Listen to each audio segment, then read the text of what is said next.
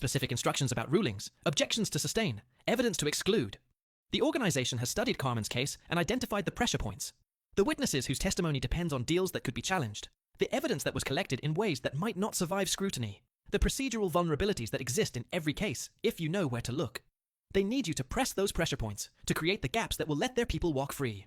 The instructions are detailed, legal in their precision, clearly drafted by lawyers who understand exactly how to use the system against itself. Lawyers who might have been your colleagues in another life. You follow the instructions. Over 3 weeks of trial, you systematically dismantle the prosecution's case through rulings that are defensible on paper, but devastating in practice. Key witnesses are barred from testifying because their cooperation agreements contain ambiguities you choose to interpret strictly. Physical evidence is excluded because of technical violations in the chain of custody. Gaps of hours that are common in complex investigations, but that you treat as fatal flaws. Expert testimony is limited in ways that prevent the jury from understanding the full scope of the operation. The jury never sees the full picture because you've made sure they can't. They're good people, doing their civic duty, trying to reach a just verdict based on the evidence presented. They don't know that the evidence has been filtered through your corruption, that the case they're deciding isn't the case that was built. They see fragments and reach the only conclusion the fragments support. The defendants are acquitted. Carmen stands in the courtroom, looking stunned. 3 years of work collapsing around her, unable to understand how a case this strong could fall apart. She doesn't suspect you. Why would she? She suspects bad luck, aggressive defense attorneys, the random chance of a jury that didn't connect with the evidence. She'll spend months reviewing what went wrong, looking for the mistakes she made, never finding them because the mistake wasn't hers. The judge she trusted, the mentor she respected, was the weapon that destroyed everything she built. You go home that night and sit in your study without turning on the lights. Your wife is in her facility, well cared for, comfortable. The men you just freed will return to shipping cocaine, to ordering murders, to the business of human suffering.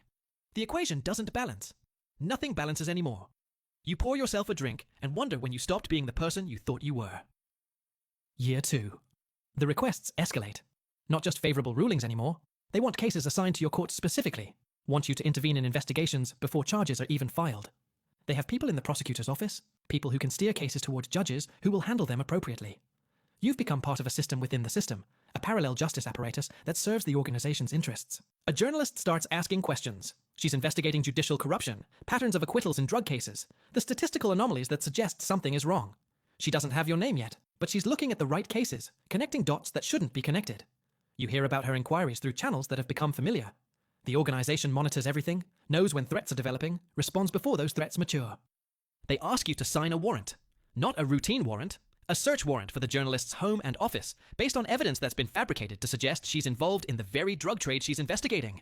The warrant will destroy her credibility, end her investigation, remove the threat she poses. All you have to do is sign your name. You sign it. You tell yourself you had no choice, that refusing would have exposed you, that the journalist would have found the truth eventually and destroyed more than just you. The warrant is executed. The journalist is arrested on charges that won't stick but will devastate her career. Her investigation dies. The corruption she was tracking continues unexamined. Your wife dies in year 3. Peacefully, in her sleep, in the facility you paid for, with justice sold by the pound. You hold her hand as she slips away. This woman who believed in you, who thought she was married to a man of principle. You bury her next to her parents in a cemetery outside the city, and you stand by the grave wondering if she knew, if somewhere in the disease that stole her mind, she understood what you'd become. The organization sends flowers. They send condolences through the lawyer who first approached you, along with a reminder that your relationship continues regardless of your personal circumstances. The debt isn't paid with your wife's death. The debt can never be paid. You belong to them now, and you'll belong to them until you're no longer useful. Year 4. You're promoted. Chief Justice of the Circuit, responsible for case assignments across a dozen courts, with influence over which judges hear which cases.